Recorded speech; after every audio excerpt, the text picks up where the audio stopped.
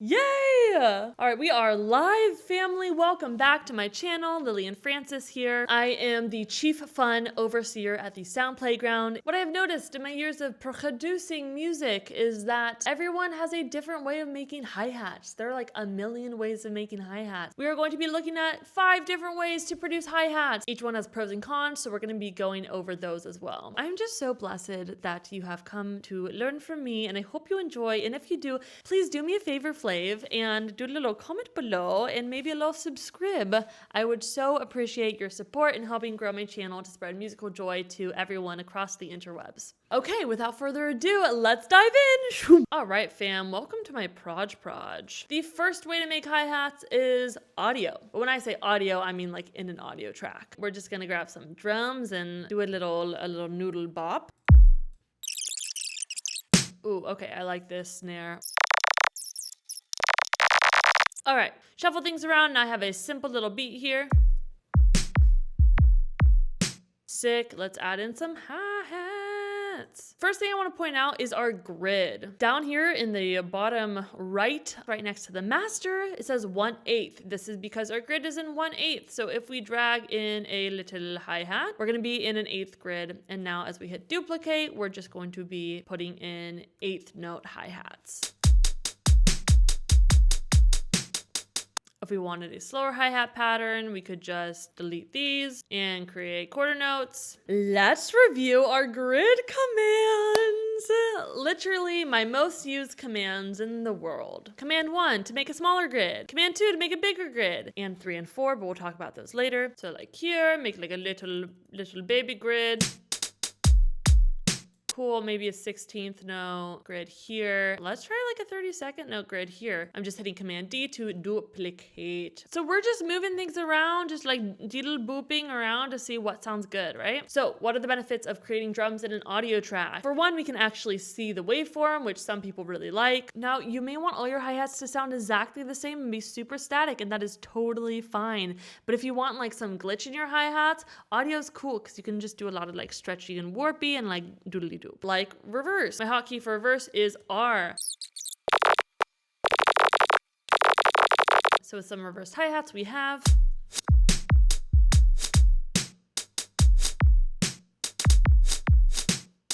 Other cool shit you can do with audio, warp it. Tap down warp. Drag this guy out by holding down shift. Try some different warp modes, complex, texture.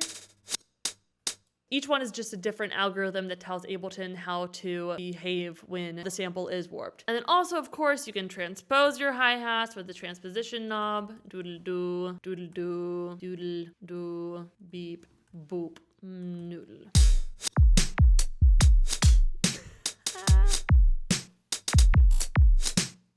On the con side, we don't have MIDI capabilities, so you can't just like swap out a new hi-hat and all of the notes and velocity stay the same. You don't have access to velocity. It's not easy to do like velocity rolls here. It's not very easy to do transposition automation, and you can't really shape the sound in the same way that using a sample in a simpler allows you to do. Moving on to our second way to make hi-hats in our Beats warp mode. This is a really cool trick. I'm gonna create a new audio track, and I'm just gonna grab some white noise. We're going to use the warp modes again, and we're gonna keep it in Beats, but we're gonna change the preserve to, say, 1/8 notes. So this will warp your sample within these 1/8 note boundaries. You can decide how the little segments are played using this little transient loop mode here. I'm gonna switch it to off so it doesn't repeat after it's done playing. And then as I play this, I'm going to bring down the transient envelope here, which will create a fade for my little audio chops.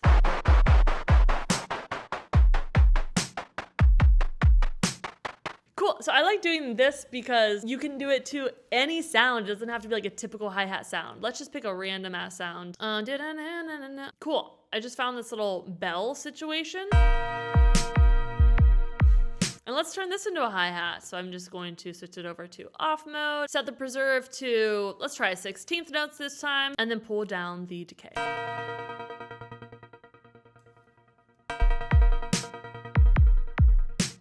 So in this case, it's more like melodic But the point is you can make a hi-hat out of anything just by shaping the sound with Beats Warp Mode. The major downside to this is that we currently cannot automate the preserve functions. So if you wanted to go from like an 8th note hi-hat to a 16th note hi-hat, you would have to actually cut the clip using Command E and then change the preserve within that clip. So all together now.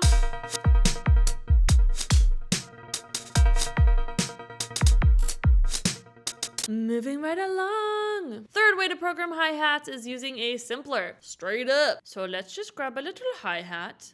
I'm a little hi-hat. With your MIDI track selected, double click the hi-hat. Here we have it in a MIDI track as a simpler. First, let's make a little kick snare pattern so that we can throw in the hi-hats on top of that. Going to my drum hits, gonna pull in a drum rack. Gonna get a kick. Perfect. Gonna get a snare and a snare.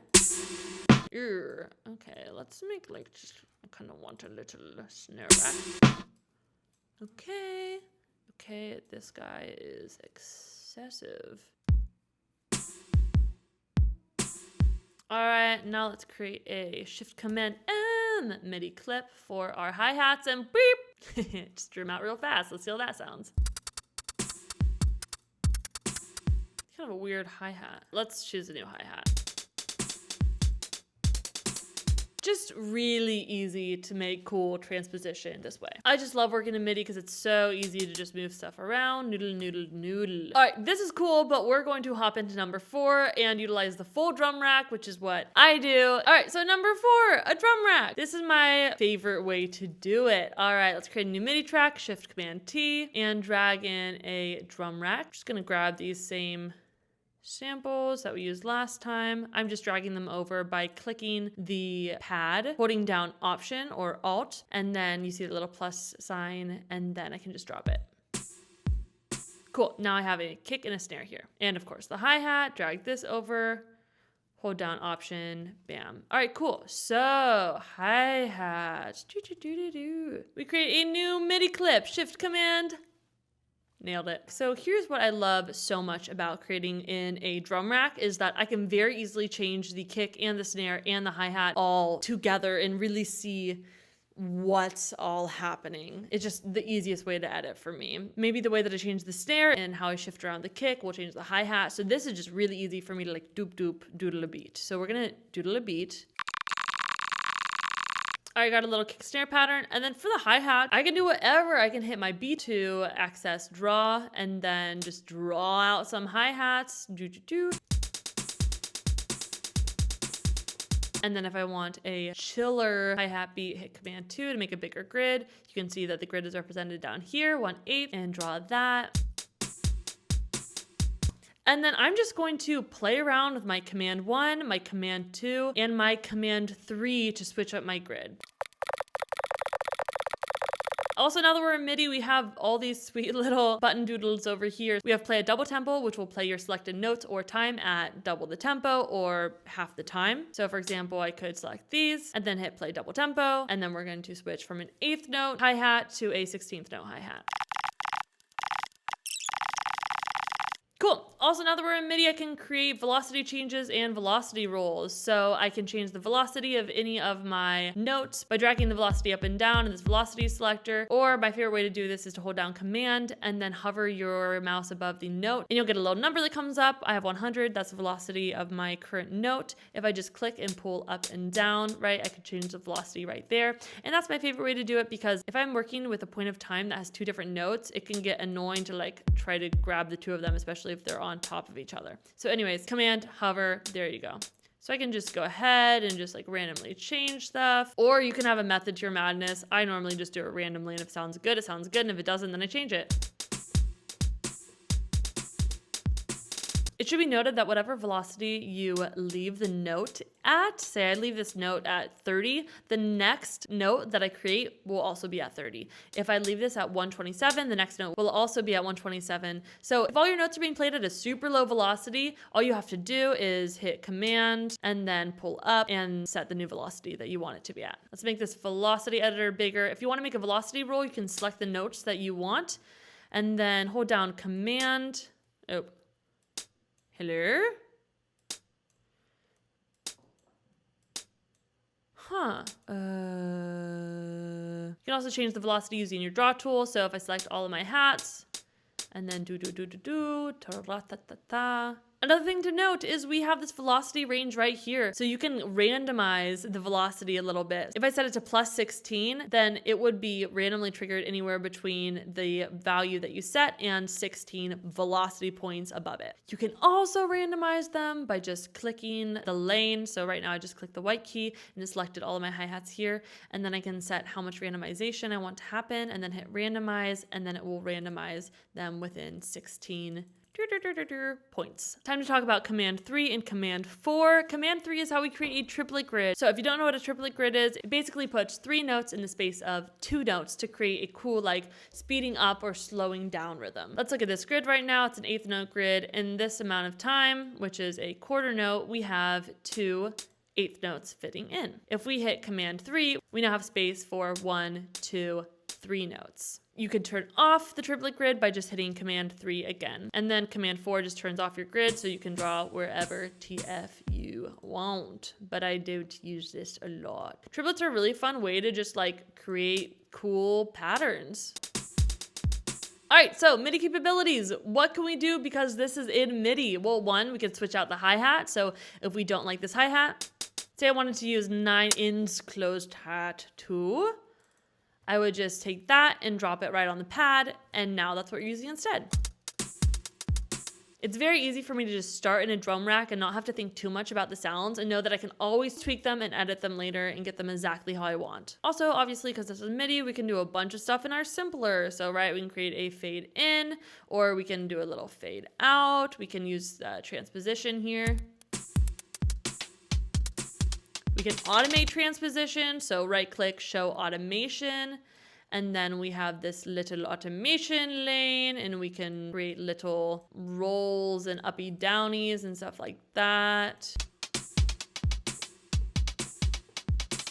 Oh, this is a really fun trick. You can turn on your LFO here to create just like subtle movement in your hi-hats. I'll probably do an entire video about this, but real quick, let's turn off retrigger so it doesn't start again every time a note is played. And you can modulate the volume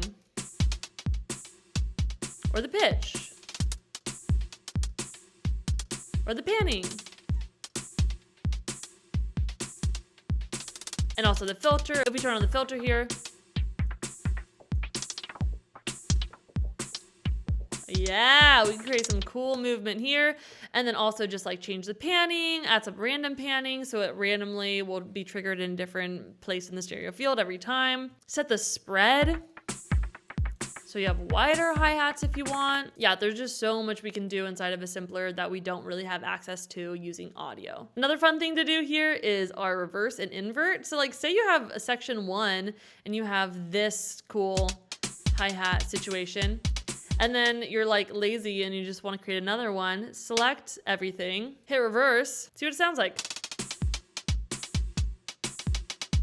Wow, I could go on for days about this. I can also use like my MIDI stretch markers. I can select any number of notes and then you could just like move around the notes and stuff. You can also select a bundle and then just hover your mouse up here in the pseudo warp stretch marker zone. And then you can just like pull back and forth and create these like weird patterns. Comment below if you guys want me to do a deep dive into like all the fun stuff you can do in a drum rack because I love programming drums. I love drum rack, a two. Okay, number 5, arpeggiators on your drum rack. All right, guys, this is the easiest way to make hi-hat rolls. It also taught me a lot about what different beat divisions sound like and when I want a 30-second hi-hat roll or when I want a 16th hi-hat roll, etc., etc. Let's look at this real quick. I'm going to Command D to duplicate this track, delete the clip, and then Shift Command M to create a new one. And what I'm going to do is actually create like, let's do 6 different variations of this hi-hat. So I'm gonna hold down Option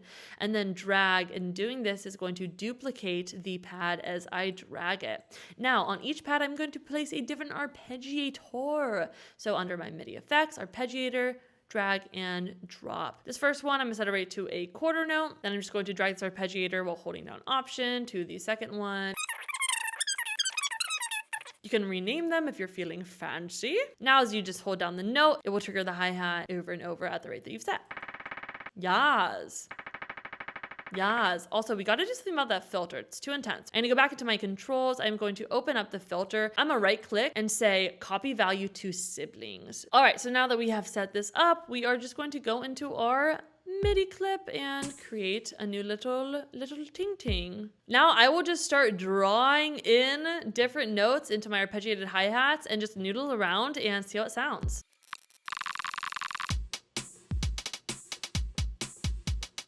There we go. Easy. That took 2 seconds. The only thing about doing it this way is that all of your samples will have the same velocity. You don't have as much control over where the actual notes go, and you can't like budge one note just like a little bit to the side or like budge another note just a little bit this way. If you wanted to budge them, you'd have to budge all of them. This is a great way if you're trying to make just like some really quick hi-hat rolls. Wow, fam, that was really something. I hope you learned a thing or two and kind of got a better idea of all the different ways that we can create hi-hats, and not just hi-hats, but all different types of drums. I love hi-hats because I think like, I don't know, there's like the most room for personality, more like room to shine, more like opportunity for groove. You can throw a hi-hat on like basically any kick snare pattern and like it's instantly that much better. Thank you guys so much for watching. Comment below what you learned that was new. Also, I would love to know, is there a way of programming drums that you use that I did not mention? Please let me know. I'm always trying to come up with new ideas for how to create drums and make things fresh and fun. So thank you guys literally so much for watching. All I want to do is talk about music and learn and teach and just grow and uplift everyone around me. So I hope you feel uplifted. I hope you feel stoked